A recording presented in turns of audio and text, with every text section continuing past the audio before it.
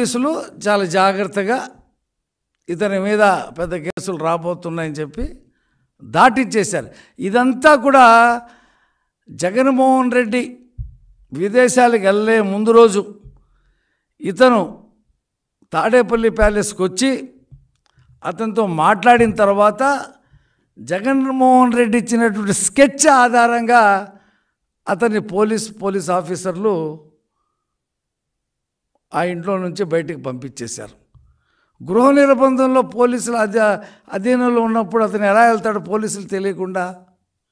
అంటే పోలీసు వ్యవస్థ ఇప్పటికీ ఎన్నికల కోడ్ వచ్చినప్పటికీ జగన్మోహన్ రెడ్డి చెప్పు చేతల్లోనే పనిచేస్తుంది అనడానికి ఇది ఒక మంచి ఉదాహరణ. అయితే ఈ పెద్ద మనిషి ఏం చేశాడు? ఎమ్మెల్యే పిన్నెల రామకృష్ణ హైదరాబాద్ వెళ్ళి సాక్షి టీవీకి ఇంటర్వ్యూ ఇచ్చాడు. నేను వెళ్ళిపోయాను, పారిపోయాను అంటున్నారు, నేను 2 గంటల్లో అనుకుంటే హైదరాబాద్ నుంచి నేను మాచర్లు వస్తానని చెప్పేసి బీరాలు పలికాడు.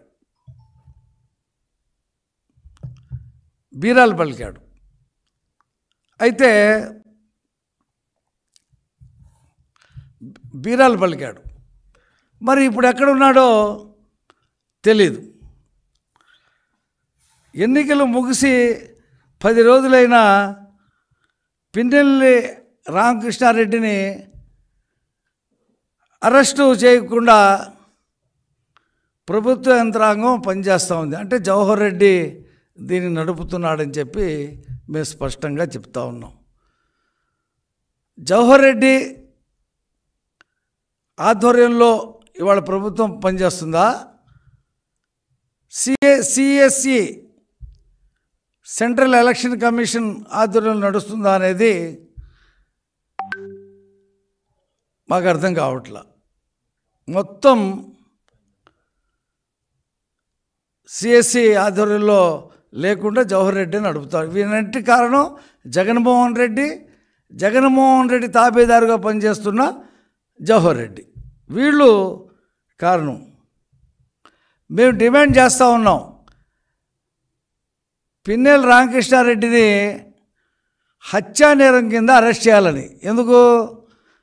శేషగిరిరావుని చంపుతానన్నాడు, తల పగలగొట్టాడు, అతను ఎక్కడో దాక్కొని వైద్యం చేయించుకున్నాడు, నిన్న వచ్చి చెప్పాడు ఇక్కడ. నేను ఈ సందర్భంగా ఏం చెప్తానంటే, అక్కడ ఉండేటువంటి ఎస్పీ ఆ మాచర్లలో, అతని పేరు రవిశంకర్ రెడ్డి ఏదో ఉంది పేరు, అతని ఆధ్వర్యంలో ఈ కార్యక్రమాలన్నీ జగన్మోహన్ రెడ్డి చేయించాడు. ఇందులో ఎవరిని అనడానికి లేదు. ముఖ్యమంత్రి డైరెక్షన్లో పల్నాడు కాదు, పొంగనూరు కాదు, చంద్రగిరి కాదు, నరసరావుపేట కాదు, అన్ని చోట్ల కూడా ఈ విధ్వంస రచన జగన్మోహన్ రెడ్డి చేశాడు.